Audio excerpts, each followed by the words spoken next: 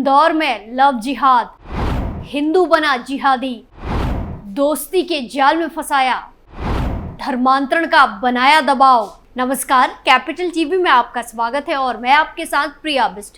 अब वक्त हो चला है इस मुद्दों पर विस्तार से बात करने का जो जनता, राज्य, देश और पूरी दुनिया पर असर डालते हैं। देश में लव जिहाद के मामले बढ़ते ही जा रहे हैं। आए दिन जिहादी हिंदू लड़कियों को अपने झूठे प्रेम के जाल में फंसाते हैं और फिर उनका उत्पीड़न करते हैं। जहां बीते दिन यूपी से 2 मामले सामने आए थे, तो वहीं अब मध्य प्रदेश के इंदौर से एक मामला सामने आया है। तो आज बात फिर से इन्हीं जिहादियों पर करते हैं और इनकी करतूत पर करते हैं। तो चलिए शुरू करते हैं।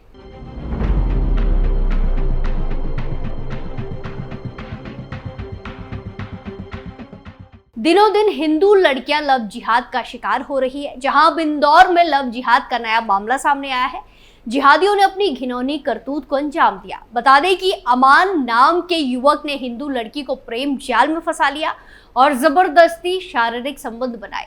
शादी की बात करने पर उसने धर्म परिवर्तन की शर्त रख दी, जिसके बाद युवती ने पुलिस में शिकायत दर्ज कराई है। पीड़िता हिंदू युवती की उम्र 21 साल है और वो एक इवेंट मैनेजमेंट कंपनी में काम करती है। आपकी जानकारी के लिए बता दें कि ये मामला इंदौर के तुकोगंज थाना क्षेत्र का है, जहां बुधवार 10 अप्रैल 2024 को इवेंट मैनेजमेंट कंपनी में काम करने वाली 21 साल की हिंदू लड़की ने शिकायत दर्ज करी कि उसे अमान नाम के मुस्लिम युवक ने प्रेम जाल में फंसाकर जबरदस्ती शारीरिक संबंध बनाए और अब वो धर्म परिवर्तन का दबाव डाल रहा है। इस मामले में सबसे हैरान करने वाली बात यह है कि युवक ने शुरू में अपनी पहचान छिपाई थी। अमान ने अपनी पहचान छिपाकर हिंदू पहचान के साथ युवती को प्रेम जाल में फंसाया। उसने खुद को पहले हिंदू बताया था, लेकिन अब साल 2022 में युवती को उसकी असलियत का पता चला तो उसने उससे दूरी बनानी शुरू कर दी। धर्मांतरण का बनाया दबाव, जान से मारने की दी धमकी। इस पूरे मामले में तुकोगंज थाना प्रभारी जितेंद्र यादव ने बताया कि आरोपी युवक अमान शिव शक्ति नगर का रहने वाला है। उन्होंने बताया कि युवती ने अमान पुत्र कलीम झाटू के खिलाफ शिकायत दर्ज कराई है। युवती इवेंट मैनेजमेंट का काम करती है। करीब 2.5 साल पहले अमान से उसका परिचय हुआ था। 2022 में उसके बारे में जानकारी मिली तो युवती ने दूरी बनाई। वहीं फिर इसी साल वैलेंटाइन डे पर अमान घर आ गया और कहा कि वो शादी करना चाहता है। उसने धर्म परिवर्तन की शर्त रखी और कहा कि उसे धर्म बदलना पड़ेगा। युवती के साथ जबरदस्ती संबंध बनाए और धमकाया, जान से मारने की धमकी भी दी, जिसके बाद युवती इस हरकत से तंग आ गई और उसने बुधवार 10 अप्रैल 2024 को हिंदू संगठन के पदाधिकारियों की मदद ली और थाने पहुंच गई, जहां देर रात पुलिस ने अमान के विरुद्ध धमकी, दुष्कर्म और मध्य प्रदेश धार्मिक स्वतंत्रता अधिनियम के तहत मामला दर्ज किया। वहीं पुलिस ने तगड़ी कार्रवाई करते हुए गुरुवार 11 अप्रैल 2024 को अमान को गिरफ्तार कर जेल भी भेज दिया है। 4 दिन में दूसरा मामला, मां बच्चे को जिहादी ने पीटा। वहीं रिपोर्ट्स के मुताबिक इंदौर में लव जिहाद का ये 4 दिन में दूसरा मामला है। पहले मामले में इंदौर के कनाडिया थाना क्षेत्र में एक हिंदू महिला ने शिकायत दर्ज कराई कि उसकी शादी 16 साल पहले मुस्लिम समुदाय के सादिक नाम के एक युवक से हुई थी। शादी के बाद दोनों के 4 बच्चे हैं और दोनों पिछले 3 साल से अलग अलग रह रहे हैं। इसके बाद भी सादिक लगातार महिला के घर आकर उसे और बच्चों को पीटता था। इस मामले में महिला ने आरोप लगाया है कि आरोपी उसकी बेटी के फेसबुक अकाउंट पर अश्लील पोस्ट करता है। जब महिला ने इस बारे में उससे मोबाइल पर बात की तो आरोपी ने जान से मारने की धमकी देते हुए धर्म परिवर्तन की बात कही। महिला ने आरोपी सादिक के खिलाफ मामला दर्ज कराया है। पीड़िता ने कहा कि आरोपी युवक कहता था कि धर्म बदल लो, नहीं तो गोली मार दूंगा। पीड़ित हिंदू महिला की शिकायत पर पुलिस ने आरोपी के खिलाफ धर्म परिवर्तन का दबाव बनाने और ब्लैकमेलिंग के मामले में केस दर्ज कर आरोपी सादिक को गिरफ्तार भी करके जेल भेज दिया है। हिंदू लड़के का भेष बनाया, नेपाली नाबालिग को फंसाया। वहीं बीते दिन यूपी से भी एक नहीं 2 मामले सामने आए थे, जहां जिहादियों ने अपनी घिनौनी करतूत को अंजाम दिया। दोनों मामलों में जिहादियों ने हिंदू बनकर हिंदू बेटियों को फंसाने का जाल बिछाया और फिर इस्लाम अपनाने का दबाव बनाया। तो अब एक एक करके दोनों मामलों में विस्तार से बात करते हैं। पहला मामला उत्तर प्रदेश के मुजफ्फरनगर जिले से सामने आया है। यहाँ नेपाल के कपिलवस्तु जिले की रहने वाली 26 साल की हिंदू लड़की ने पुलिस में शिकायत दर्ज कराई। शिकायत में पीड़िता ने बताया कि वो साल 2015 से दक्षिण दिल्ली के सुल्तानपुर में रह रही है। उस समय वो नाबालिग थी। यहीं पर उसे अब्दुल सलाम मिला था। उसने अपना नाम अजय बताया था। पीड़िता ने बताया कि अजय ने उससे दोस्ती की और प्यार का नाटक करने लगा। बाद में उसने शादी का झांसा देकर नाबालिग की उम्र में उसके साथ दुष्कर्म किया। पीड़िता का कहना है कि दूसरे देश से आने और अकेली रहने की वजह से पीड़िता अजय बने अब्दुल सलाम की इस हरकत का उस समय विरोध नहीं कर पाई। उसकी मजबूरी का फायदा उठाकर अब्दुल सलाम ने उससे कई बार दुष्कर्म किया। पीड़िता ने आगे बताया कि बार बार दुष्कर्म की वजह से वो कई बार गर्भवती हुई, लेकिन अब्दुल ने उसका हर बार गर्भपात करवा दिया। पीड़िता ने उस पर शादी का दबाव बनाया तो अब्दुल सलाम ने 6 अगस्त 2019 को दिल्ली के एक आर्य समाज मंदिर में उससे शादी कर ली।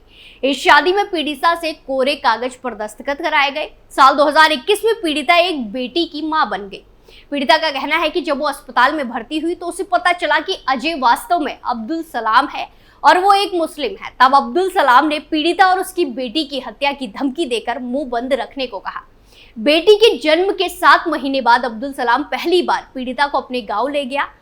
झोला नाम का ये गांव मुजफ्फरनगर के थाना क्षेत्र बुड़ाना में पड़ता है। यहाँ अब्दुल के अलावा इसके अब्बा इद्रिस, भाई आसिफ और आमिल मामा और 2 बहनोई ने पीड़िता से बारी बारी से दुष्कर्म किया।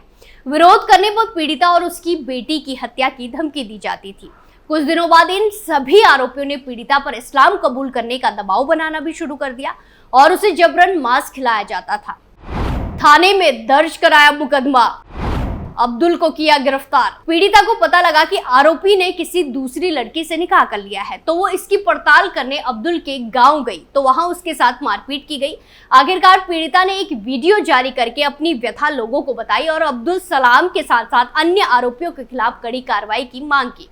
हिंदू संगठनों तक मामला पहुंचने के बाद वो पीड़िता से मिले और शिकायत दर्ज कराने के लिए उसे अपने साथ थाने लेकर आए। आखिरकार अब्दुल सलाम, इद्रिस, आसिफ, आमिल, अब्दुल शमशेर और नामजद करते हुए 2 अन्य अज्ञात के खिलाफ एफआईआर दर्ज कर ली है। वहीं पुलिस ने तगड़ी कार्रवाई करते हुए इन सभी आरोपियों पर भारतीय दंड संहिता आईपीसी की धारा 493, 494, 419, 376, 313, 504 और 506 के अलावा पॉक्सो एक्ट और उत्तर प्रदेश विधि विरुद्ध धर्म संपरिवर्तन प्रतिशोध अधिनियम 2021 के तहत मामला दर्ज किया है। वहीं मुजफ्फरनगर पुलिस ने 8 अप्रैल को एक्स पर बताया कि अब्दुल सलाम को गिरफ्तार कर लिया है। वहीं अन्य आरोपियों की तलाश जारी है।